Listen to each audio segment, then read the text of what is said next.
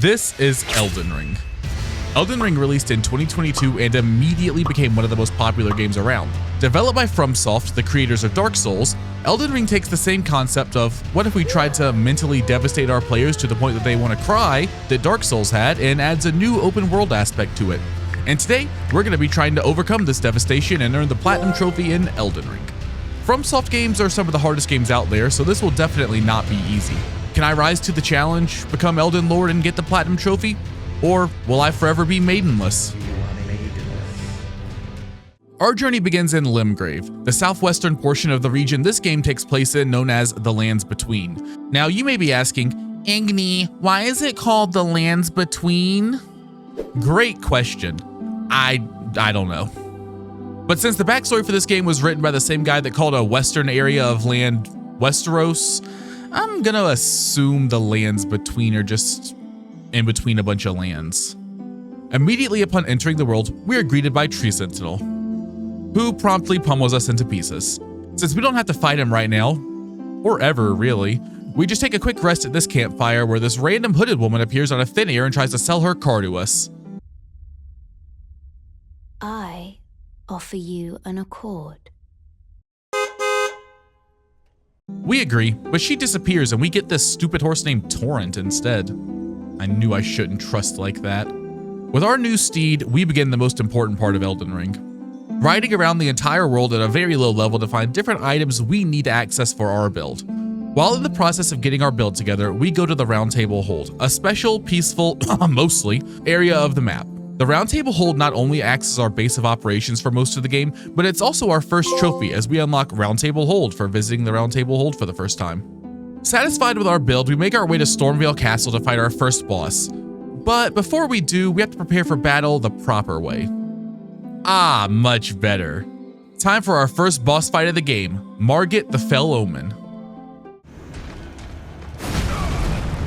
Okay, that wasn't very cool of you, Margit. Margit, you're not being very chill right now, brother. Ooh, that's big damage. Oh, brother, you're done, so dude. This is, yeah, Margit's not gonna stand a chance here. Oh yeah, give me that first try. Easy, dude. And with Margit easily defeated, we unlock the Margit the Fell Omen trophy. This opens up Stormveil Castle and allows us to proceed forward, but before we do, we have an optional boss to go fight. So we backtrack through the world down to the very southwestern portion of Limgrave, eventually reaching our next boss, Liurnia Misbegotten. Now, I have played Elden Ring before, but only the first section of the game, so while I don't know most of the game, I am familiar with a few bosses like Margit and Liurnia. I remember this guy. I remember him being somewhat annoying, but not like super hard. I think it'll definitely be harder than Margit. I take it back. I've hit him. He's just gonna die. I literally didn't even have to like dodge her. I just out punched him. Liurnia Misbegotten. Thank you for the trophy. Easier than Margit. I take it back. I just kind of punched harder than he could hit me. And yeah, punching harder than they can hit you is kind of the theme of this build. For those curious, the strategy here is that I have a talisman, the Blue Dancer charm, that increases my attack power the lower my weight is, hence why I'm fighting with no armor. The Iron Balls weapon I have scales very well with strength and is also good at stance breaking enemies. So with this combo, I can do massive damage to enemies, with the trade-off being that I'm very susceptible to dying. Essentially, I'm a massive glass cannon. With Liurnia killed, we head back to Stormveil Castle. Outside the castle, this guy warns us not to go through the main gates and advises us to sneak around a secret path outside. Obviously, we take his advice. Okay, let's settle down. Let's do a little serpentine. Ballistas, I was gonna say ballistas can't hit you if you serpentine. Turns out I was wrong. They can still do it. Just do a little like, let me give you a little one of these. And then we're off to the races, brother. Told me I can't go through the main gates. Oh, hello. Bro, you killed your dog. What are you, Michael Vick? Get out of here. Gotta tell me I can't go through the main gate. Looks like I went through the main gate perfectly fine. After successfully proving the doubters wrong, we are ready to fight the main boss of Stormveil Castle, Godric the Grafted. He definitely f***s that dragon, right?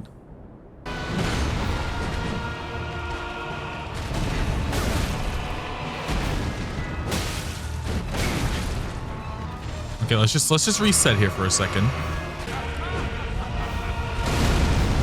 Oh, nice try, brother. You're cooked. Okay, a little cut scene. What's he doing? What was the point of that? Why'd you do that? Oh. Bro, I was right about the dragon thing, wasn't I? Oh, Godric, you fool. Oh, Godric, you're lucky that my punches don't hit very high in the air. Oh, you're donezo, kid. Bro, go fist a dragon in the afterlife. Get me out of here. Shardbearer Godric. It's 3 trophies down, brother. Actually, it's 4 trophies down, brother. Forgot about the round tabled hold. With Godric defeated, we gain access to his Great Rune. To briefly explain what that means, long before the game started, the Elden Ring was shattered into many pieces by Queen Marika, who was the previous ruler of the lands between and also a god. When she shattered the Elden Ring, the pieces, called runes, were split amongst her demigod children, who would become known as Shardbearers. A large part of our journey is to defeat these Shardbearers and gain their Great Runes. We could then go to certain parts of the map to restore power to these runes, and upon doing so with Godric's rune, we unlock the Great Rune trophy for restoring power to our first Great Rune. With Stormveil Castle cleared, our next area is Liurnia of the Lakes, specifically the Academy of Raya Lucaria. The Academy is a school of magic filled with these incredibly annoying mages with heads that look like the Burger King. After fighting our way through these third-rate fast food mascots, we find our next trophy boss, the Red Wolf of Radagon. Okay, first real attempt. My controller disconnected the first time I walked in the room, but now we got it plugged in. We're good to go. We're gaming. This wolf's, he's done.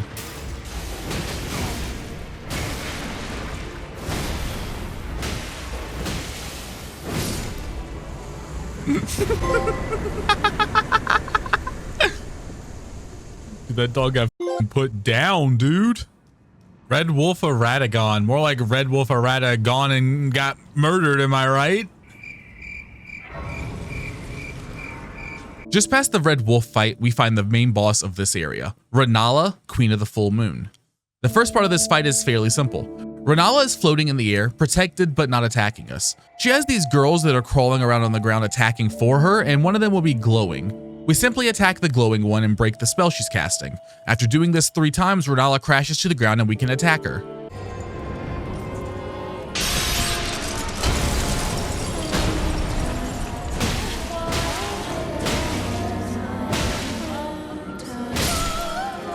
Easiest boss fight NA has just logged online. Yeah, I would regret making that joke. Upon attacking Rennala, we trigger a protection spell set up by her daughter, Ranni. This leads to us fighting an illusion of Rennala in her youth when she was an incredibly powerful sorceress. And when I say powerful, I mean powerful. So she's summoning things. Okay, let's settle down. I'm just gonna ignore the summons. I'm just gonna run and try and smack her. Oh! What's she doing? She's turned into a little moon. The moon is coming at me.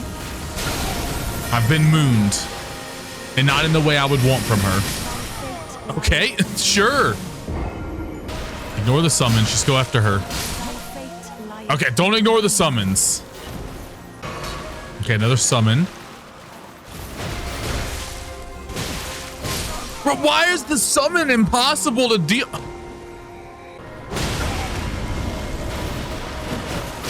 Oh, get that summon out of here. Get that summon out of here.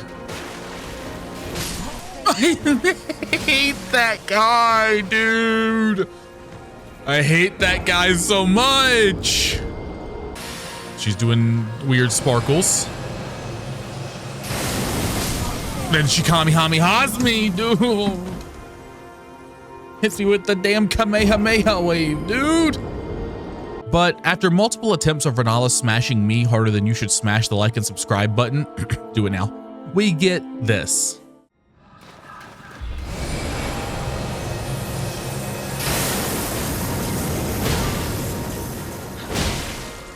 Good hits. Good hits. Great hits. Here comes the summons. It's the wolves. It's the wolves, brother. We got a chance. One wolf left. He's out of here. What's she doing? She tries to... Oh, you're done. You should have never done that. You done messed up, Renala. You done messed up. You never Kami-Ami on me. Let that be a lesson to you. No one beats Igni Cayenne 12 times in a row. I don't actually know what the number was, but you know. Trophy. Renala, Queen of the Full Moon. There are books. Yo, what's my leg doing? That dude was doing the stanky leg. He was so excited to win. After finally managing to beat Renala, we continue to the second major area in the Liurnia region, the Caria Manor. While here, we run into our next trophy boss. This seems like a boss area. Hey, look, I was right. It's a boss area. Royal Knight Loretta. Okay, you got some swords.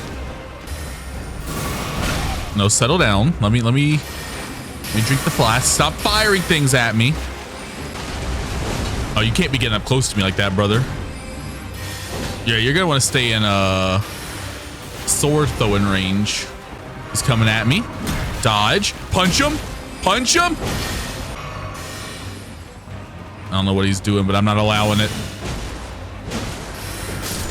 Easy clap first try. Get out of here. Loretta. Royal Knight Loretta trophy. Thank you. Thank you for the trophy. We're at the first trying bosses. I think we should continue that trend. It's a good trend, in my opinion. At the back of the Caria Manor, we find these giant towers, and upon climbing one of them, we find Ranni the Witch. Yeah, the same Ranni that made the illusion of Renala we fought earlier. You are not a nice person. Ranni tells us that she wants to rid the world of what has come before and asks if we will serve her. Elden Ring has multiple different endings, 3 of which have trophies associated with them. Serving Ranni is part of one of the endings, so we accept her offer and begin her questline. Ranni believes her destiny is tied to the stars. However, there is a powerful warrior named Radahn who studied gravitational magic and used his immense abilities to cause the stars to cease to move. So, Ranni tasks us with killing Radahn so her fate may move forward. Okay, bring it on, Radahn. Bring it on less, Radahn. Bring it on less. You're bringing it on too much. I'd like you to bring it on less. Alexander, please get out of my way. I'm trying to beat up Radahn. Take him out, gamers. Take him out. Oh, where'd he go? Where did he go? Did he run away? Oh, God. He did not run away. So, yeah, our first attempt didn't go well. But now that we know his little meteor trick, we can beat him, right?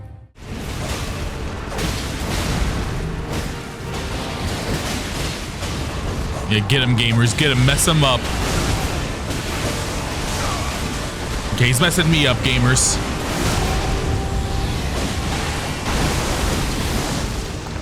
Okay, no, we're not falling for this again. Where is he? He killed Alexander, but he's not killing me.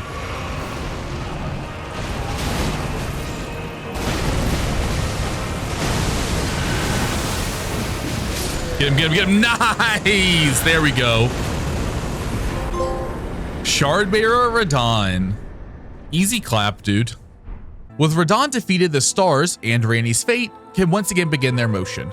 And by motion, I mean racing down to earth faster than me running away after I accidentally said Taylor Swift is mid next to a group of mid-20s white women outside Starbucks. With the stars once again moving, a meteor crashes into Earth, opening a giant crater. Traveling down that crater, we find ourselves in Nokron, an underground city with a, for lack of a better word, sky that appears full of bright, vibrant stars. A fitting place to continue the destiny of Ranni, someone that wishes to usher in the Age of Stars. Very quickly into our visit to Nokron, we come across an interesting boss fight. I can't target it. Why can't I target it? Yo, what the hell? That's me.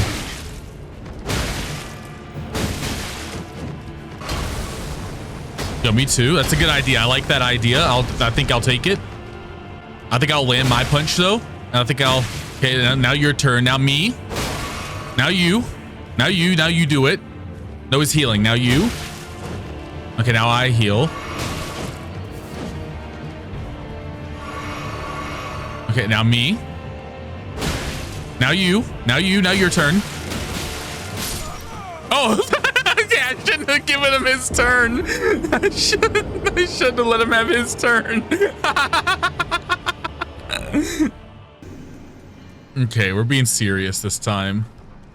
We're being serious this time.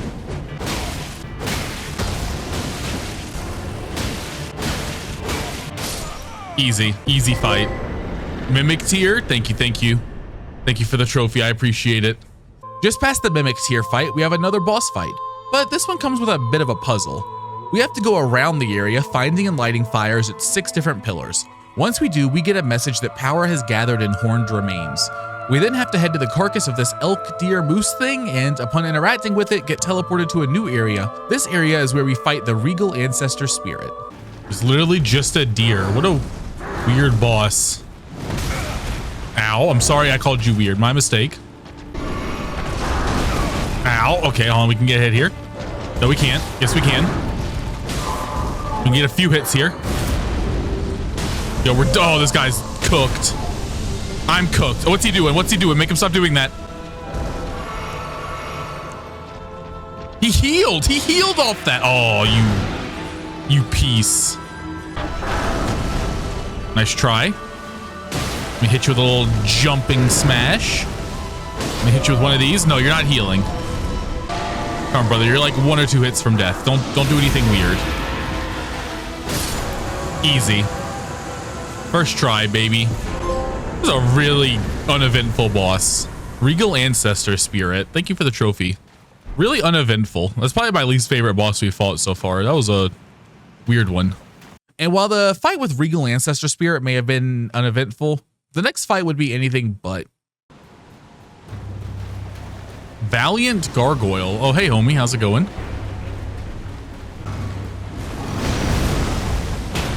Okay, good hits. Good hits. I got good hit. Why is there a second health bar? Oh, there's 2 of them. Oh, God, there's 2 of them. Okay. Okay, they're cheaters. I understand. I thought we were having an honorable fight. Turns out we're not. Dude, imagine a world where I could hit this guy. Brother. It's impossible. Big hit. Of course we miss. And then we get poisoned. Classic. And then we get 1 shot. Classic. It's so fun. Okay, my friend is dead without me ever getting to do anything. Nah, just the vibes are putrid on this one. Get me out.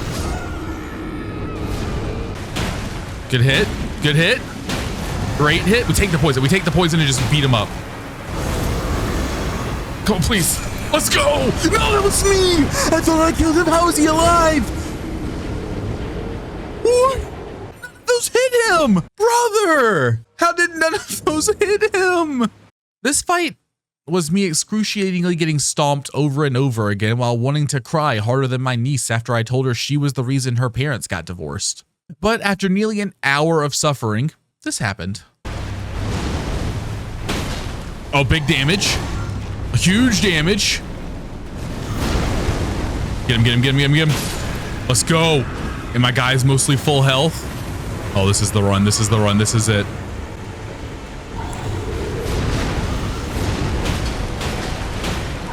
Oh, huge damage. Get him. Beat him up. Please. Please let me actually make contact with you with my abilities. Brother, how are you just like... Oh, he's doing the poison. Just get him. Just get him. Just go for it. Yes, go. Finally. Did that count? That counted. Valiant Gargoyles. Okay, that better.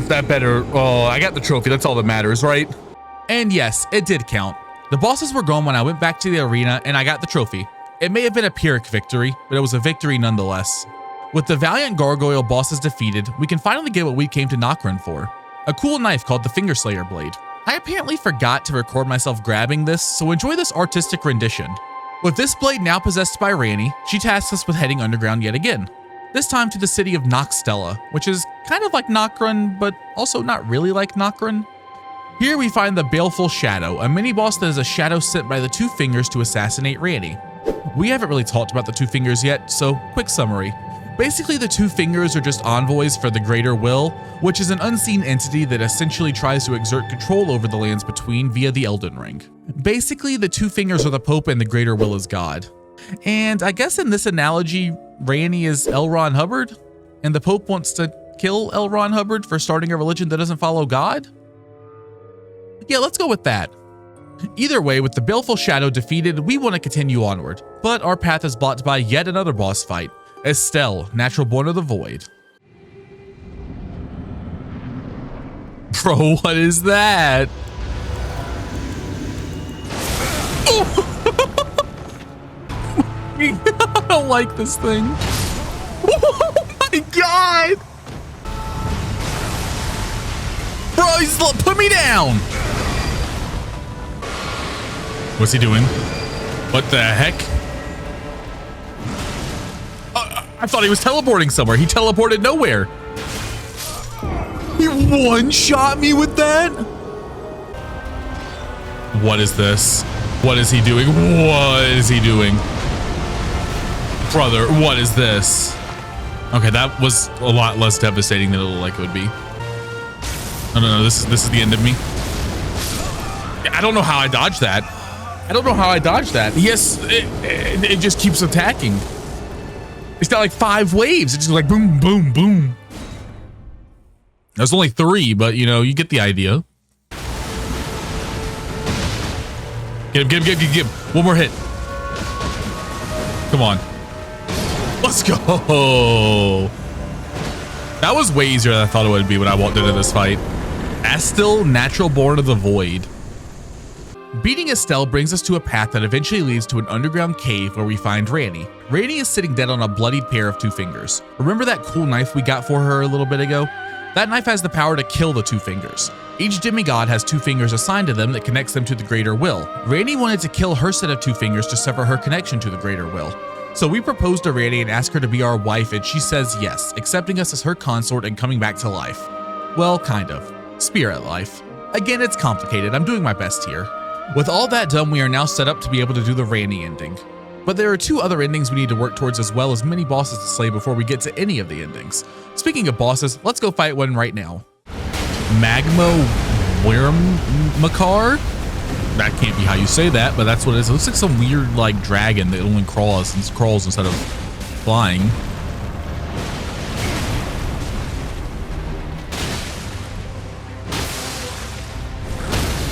Oh, this guy's cooked. This guy's got destroyed, dude. This guy got completely toasted. Magma Wyrmmakar. That's crazy. And further along our path, we reach Volcano Manor. Now, there's a whole quest line here that you do, but it isn't really important to the trophies and is mostly just side content. So we'll skip all that and head to our next fight, the Godskin Noble.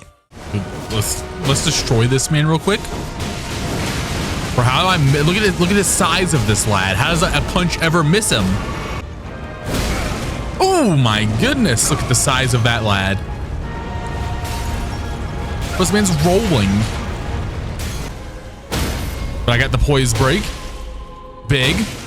Come on.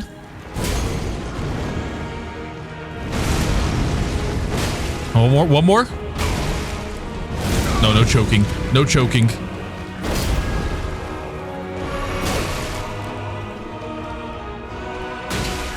We don't allow choking in this house.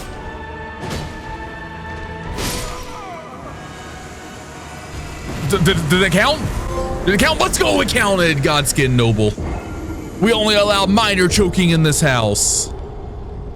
And with the Godskin Noble defeated, we can access our next fight, the God-Devouring Serpent.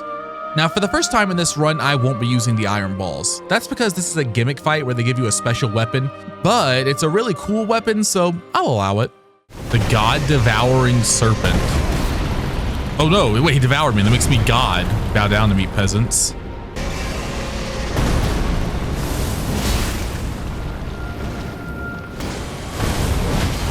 You'll get jumped on, nerd? Oh, you're donezo. You're donezo. You're dead, kid. Easy. First try. Get out of here. God devouring serpent, you shall not devour me anymore. There's a second part. Okay, yeah, that makes sense. That checks out. Yeah, that makes sense. Yeah. Yeah, the God devouring serpent isn't the actual fight of this area. See, once we defeat the God devouring serpent, we find out that this is actually Rykard, one of the shard bearers. Long story short, Rykard wanted immortality and thought the best way to achieve that was to feed himself to a giant snake. Because that makes sense. Somehow.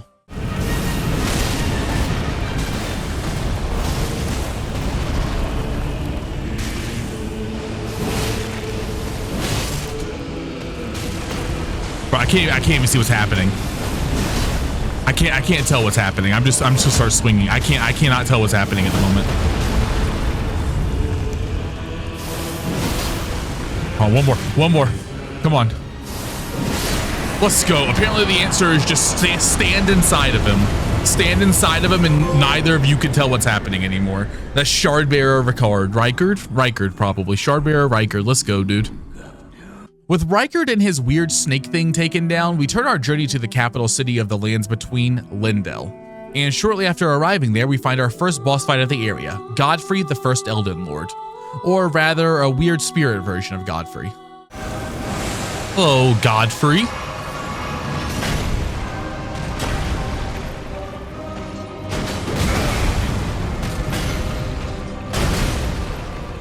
Okay, well, this guy's getting absolutely obliterated. Let me just go back and heal really quick. This seems like unless this is a two-phase fight, this seems like a first try thing we're going with here.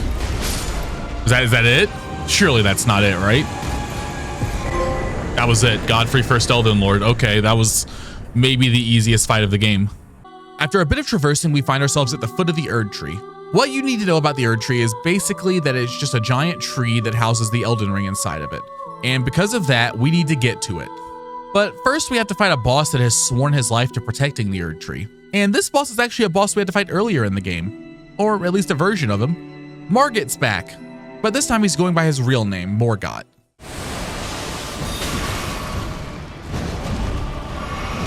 Gamer, I need you to chill. I gotta heal. Okay, big hit. Oh, he's poise broke. Oh, this guy's donezo now, right?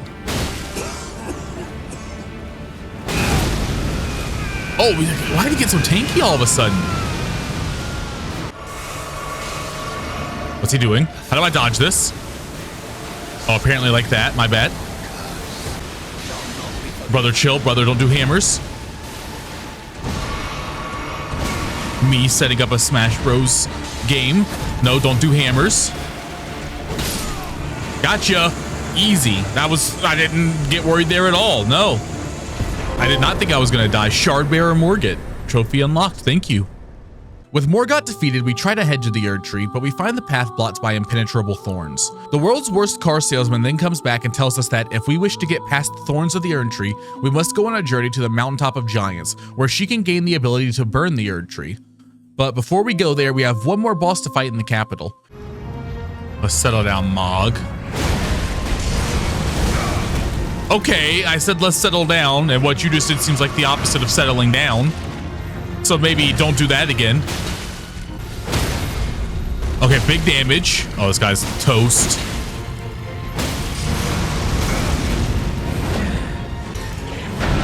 Mimic Tear, get him for me. Finish my light work, Mimic Tear. Mimic Tear, finish my light work. Mimic Tear, get him. Finish my light work. Mimic Tear, you didn't finish my light work. Mimic Tear, why would you do this to me? I had one simple task for you, Mimic Tear. I said finish my light work, and then you did nothing. He's just raining blood over there for no reason.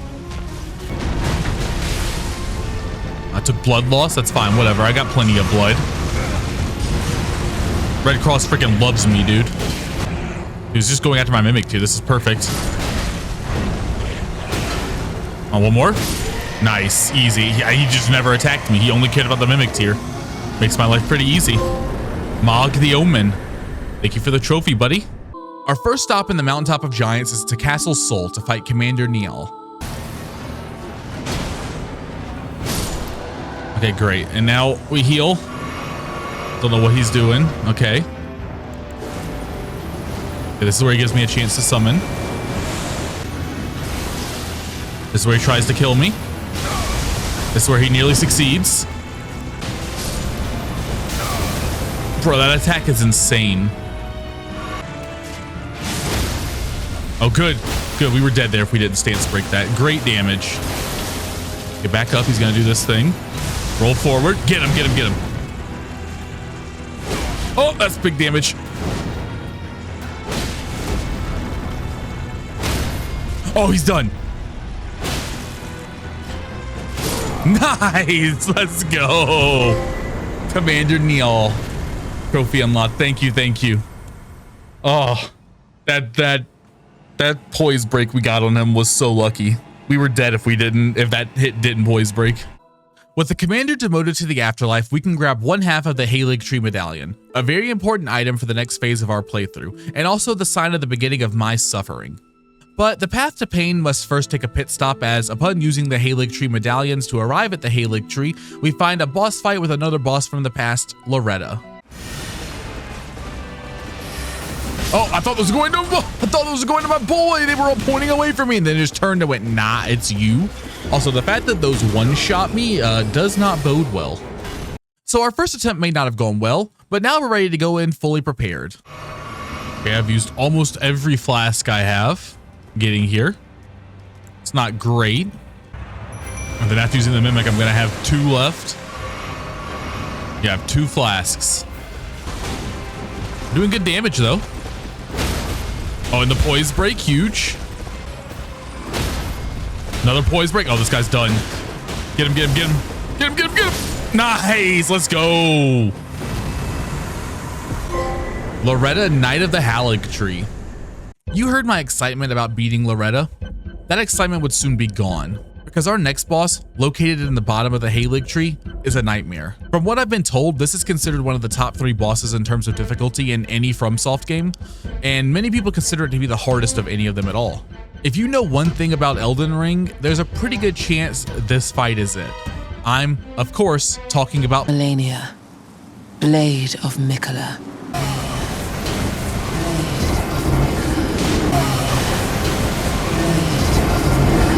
This right here would be the fight that determined if not only I could continue the run using the no armor build, but if I could even platinum the game at all.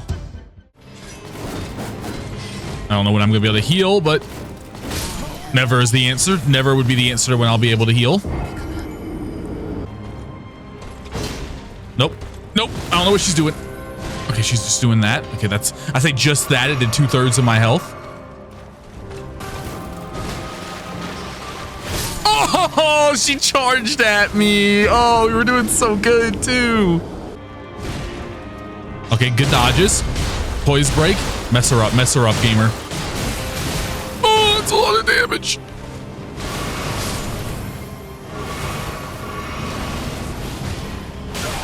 Oh, that thing had another hit. That's so unlucky. That's so unlucky.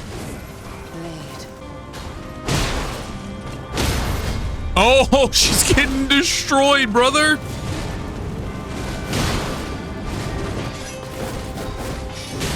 Oh, a little bit of damage. That's okay.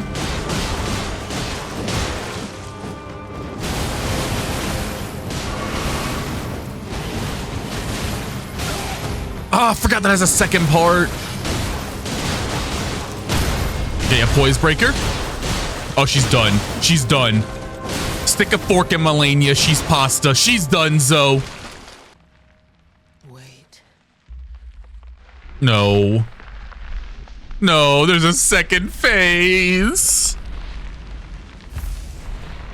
There's a second phase. Come on. Bro, that's very convenient, like, rot growth or whatever that was.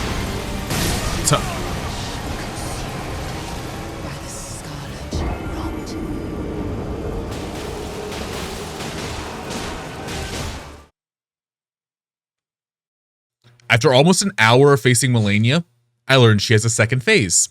I tried for another almost 2 hours and never saw the second phase again after that attempt. While I knew I probably could have beaten Malenia with this build if I put enough time into it, I really didn't want to spend hours upon hours to find out if that was actually true.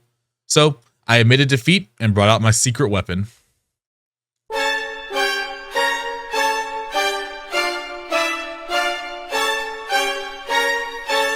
Okay, Malenia, I'm back.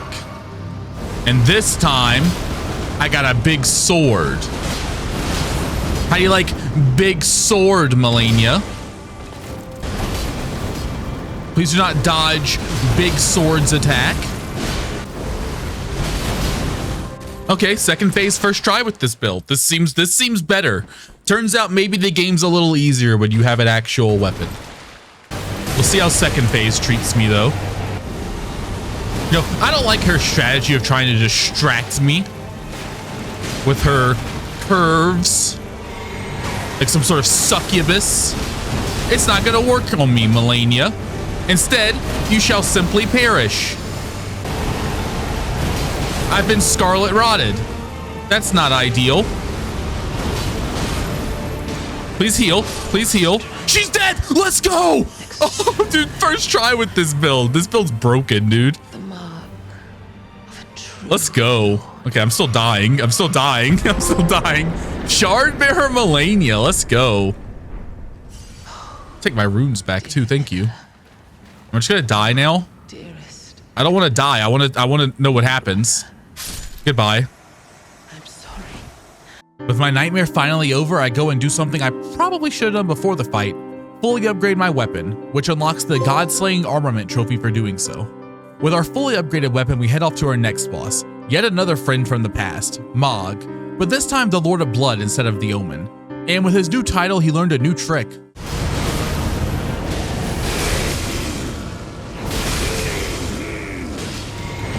What? What? I also learned during my first attempt that Mohg resists fire damage, so I decided to alter my strategy slightly. Instead of using just normal fire, we'll be mixing in black fire, which deals a percentage of the enemy's max health, no matter the resistances. Yeah, I got magic too, buddy. Have some magic. Hey, have some more magic. Have a little fire sword, and then let me interest you in some more magic. No, heal, heal, heal. Okay. I need mana. You've got no mana. Have a little magic. Have a little fire sword. Maybe again, have a little magic. Perchance, let me give you a fire sword. He just does not care about me. He only cares about my mimic for some reason. I mean, I'm not gonna complain. He cares about me. He cares about me. Stop caring about me. Care about someone else. Oh, I have no mana. Give me a little fire. Oh, finish him off. Finish him off. Easy. You're donezo, kid. Turns out when red fire no good, black white fire do trick.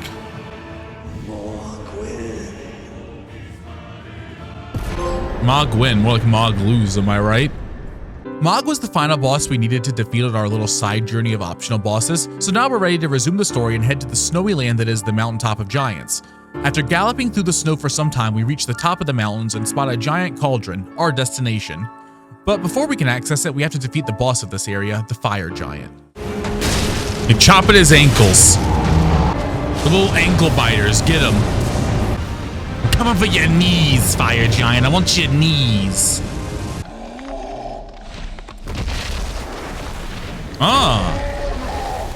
Did he break his ankle? What was that? Dude, me when I step on the Lego. He broke his knee. I actually came for his knee.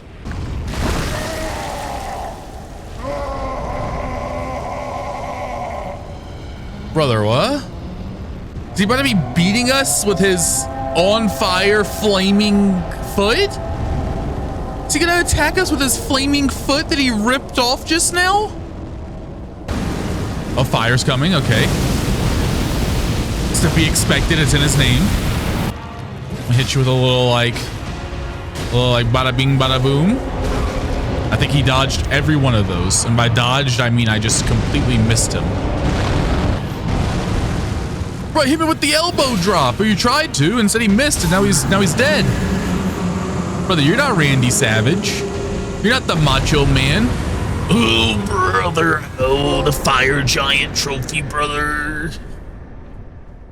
Oh, that fire giant. Oh, he's not the cream of the crop. I'm the cream of the crop, brother. And the cream, oh, brother, it always rises to the top.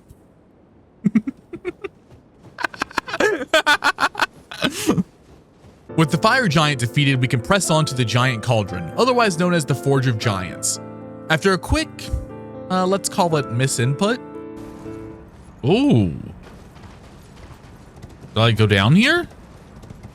This doesn't seem like a place I should go down, but you know, YOLO. I was right. It turns out the giant volcano pit. Don't go down there. We find the correct location to go and get another scene with Malenia, who tells us that the world is in need of repair and asks if I'm prepared to commit a cardinal sin. So far, I've only committed minor sins, like jaywalking and murder. You know, the bluebirds of sins. So I'm not sure I'm ready to go full-on cardinal yet, but we say yes anyway. Malenia then harnesses the power of the Forge of Giants to set herself on fire. Now, you may think that burning the Erd Tree would take some elaborate spell or brute force or something. O Erd Tree, you shall burn. There's no way it's that simple. There's no way you just say you shall burn while on fire and the Erd Tree burns. No, it really is that simple. You just kind of tell it to burn, and I guess the Erd Tree is really polite and burns itself for you. Erd Tree, you little dandere, you. With the Erd Tree now burning, we pass out and unlock the Erd Tree of Flame trophy before waking up somewhere entirely new. Farum, Azula. Floating runes in the sky being absolutely wrecked by tornadoes. We make our way through this new area and eventually reach yet another boss. Well, bosses. Oh, yep, it's two people. You're a duo? Hey, I'll be a duo too. What's he doing? Oh, he's doing that. Oh, this is like the guy from, yeah, it's the rolling guy. Oh, if I get both of them, that's big. That's big damage.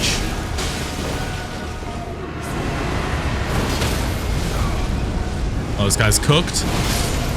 Nice, nice, nice, nice. Oh, hey, guy, other one. Settle down. I turned into like an old man right there when that guy hit me.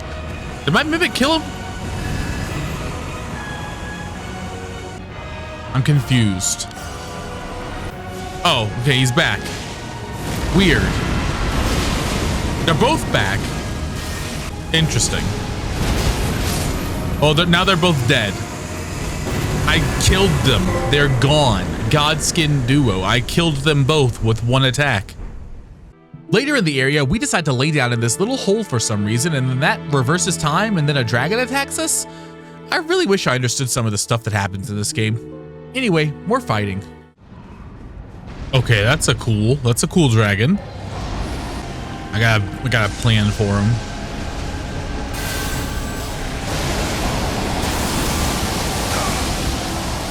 Yeah, that's pretty good damage. Let's try that one again. Okay, if he doesn't kill me first, hold on. He's doing the same thing back. This man stole my strats. I don't have the mana.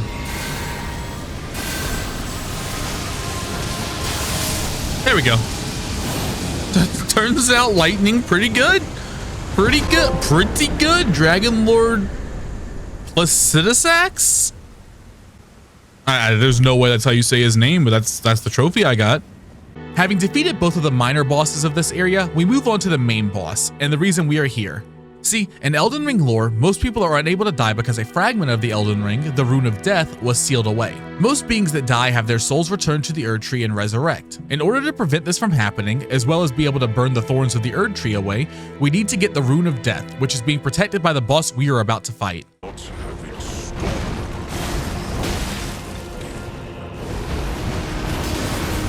Okay, this guy's definitely does not resist fire. This should be an easy fight. Give me a little bump. Oh, he's a two-phaser. Okay. Everyone at this point's a two-phaser, huh?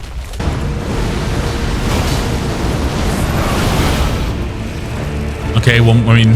Oh, I'm out of mana. It should be like one hit from death. Yep, there we go.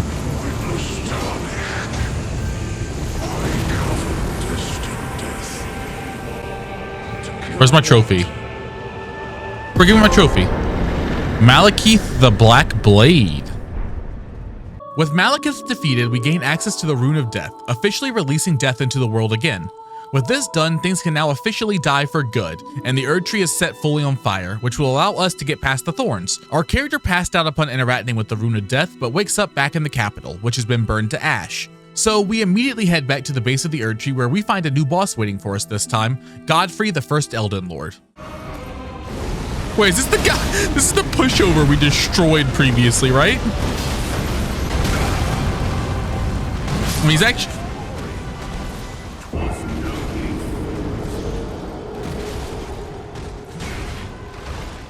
Yeah, I'm trying to hit him with some black flames. Okay, now we go for the fire. Now we go for the blasphemous blade. Now we burn him. Okay, phase 2. That was quick. Now I fight as Horalu. Warrior! Now I fight as Igni Cayenne. VTuber. Oh, Brunny's he's done so. I saw the mimic charging it too. I was like, oh, it's over for him. It's over. He's done. Stick a fork at him. He's pasta. Horalu Warrior. Thank you for the trophy. Thank you. After defeating Horalu, we can access the end of the game. But we have some trophies to clean up first, so we head out to do that. First on our cleanup list, we have a few optional bosses that we missed along the way that we need to go fight. First up, Dragonkin Soldier of Nokstella. Wanna see a magic trick? Good. Abracadabra! Oh!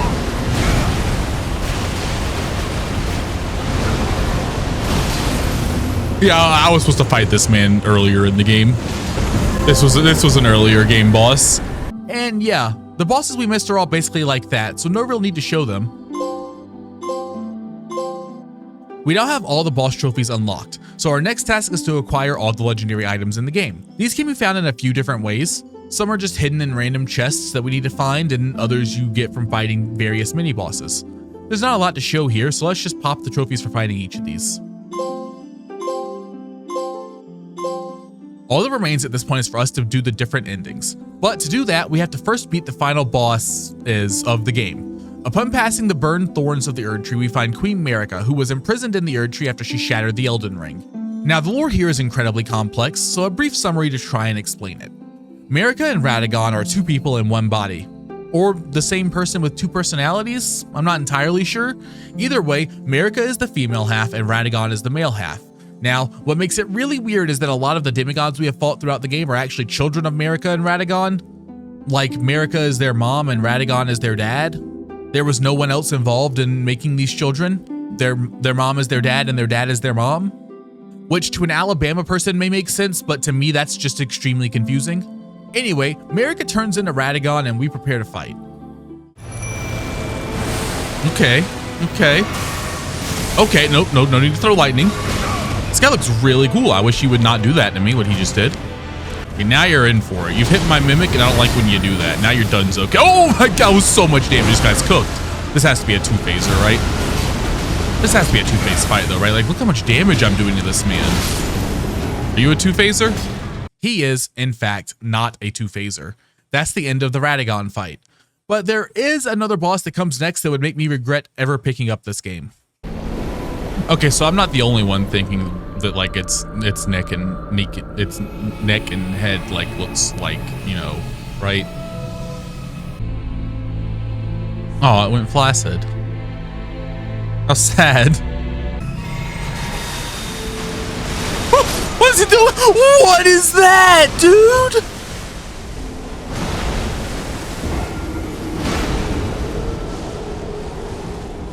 What did he just do?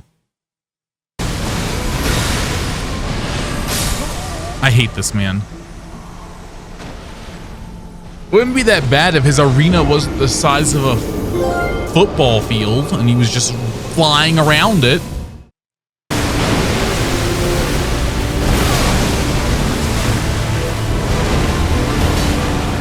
Oh, how are those not hitting him? How are those not hitting him?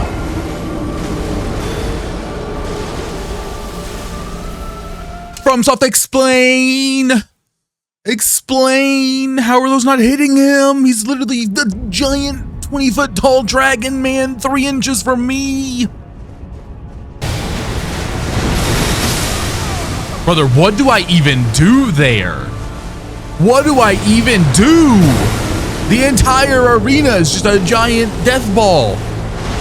Do I fly? Do I sprout wings and fly around the world? What do you want me to do? Eventually, after many failed attempts, I did manage to beat the Elden Beast. However, my computer decided to play a funny little prank on me, and this is what the footage of that attempt looks like.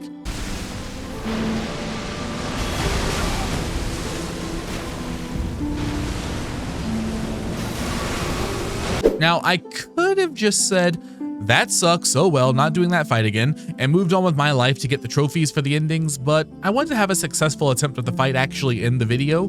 Unfortunately, in Elden Ring, you can't refight bosses, so my only option was to be summoned into someone else's world and help them. After a few failed attempts of doing so, I finally found this group. Oh, it's the same guy. Hello, Justice. And Johnny. Oh, my boy Johnny looking kind of fly over here. Hello, Johnny.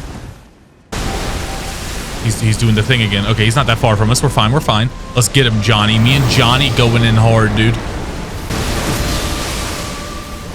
I hate this, man. Oh, here we go. Big damage time. Have some pest threads. Dude, this guy's so close.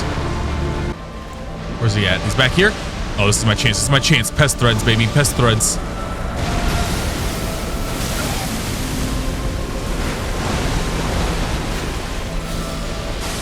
Get him, boys. Get him.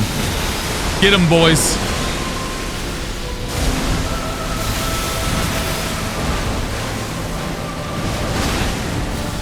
Gamers, rise up. Our time is now. Easy. Easy clap. Good job, gamers. It's my boys Justice and Johnny. Shout out to them. With the Elden Beast now defeated, again, we can get the endings. Our first ending is the standard ending of the game. In this ending, we fix the broken Elden Ring and become the Elden Lord. That's it. That's the ending. And for unlocking this ending, we get the Elden Lord trophy.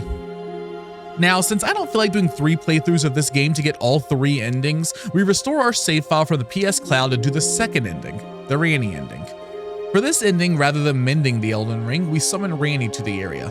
Ranni then takes the Elden Ring and says the Age of Stars has now come, and a 1,000-year-long voyage beneath the moon.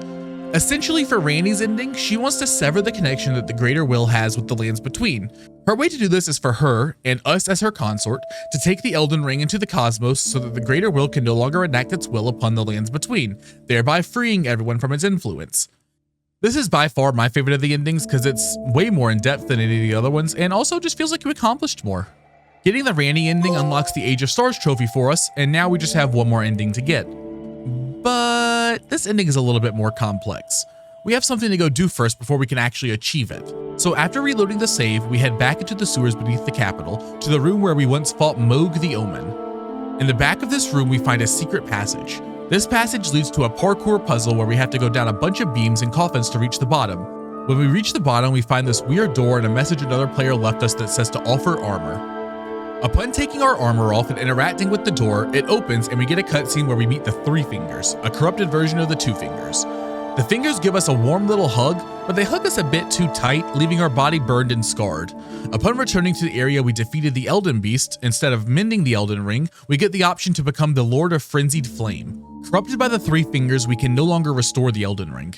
Instead, we must embrace chaos. In this ending, the Frenzied Flame overtakes our body and causes the Erd Tree to burn. Well, burn more? Like, this is a lot of burning. We only gave the Erd Tree a little a burn as a treat earlier, but this is like a straight up inferno. Doing this causes life to cease to exist in the lands between, as we bring death and destruction to the world. This ending unlocks the Lord of Frenzied Flame trophy, and since this was our final trophy, we also unlocked the Elden Ring trophy for platinuming the game. Elden Ring was my first ever FromSoft game, and honestly, I loved it. I've played other Souls-like games before, but never actually played a FromSoft game. I was initially afraid that I wouldn't be able to beat the game, or if I could, it would be so frustrating that I wouldn't enjoy my time doing so. But that was never really the case. Sure, I had fights I struggled with, like Malenia and Elden Beast, and I would get annoyed as I was failing to beat them. But where I think this game succeeds is that the frustration you feel when getting beat by a boss doesn't turn into frustration towards the game. I usually don't play games on the highest difficulty simply because I feel like most developers use difficulty to mean unfair. Rather than designing the game to play well at higher difficulties, they take normal difficulties and amplify them in a way that just feels unfair to the player, which often leaves me frustrated at the game itself. Elden Ring never had that problem. Every challenge the game threw at me, I felt like it was something that I could overcome it. Every failure felt like a chance to learn and improve and get better at the game. And that's what a difficult game should be. If I was to give this game a rating, it'd probably be a 10 out of 10, honestly. There are very few games I've ever played that I can say come close to how good this game is, and if you haven't played it, I definitely suggest you do. You are maidenless. You are maidenless. You are maidenless. You are maidenless.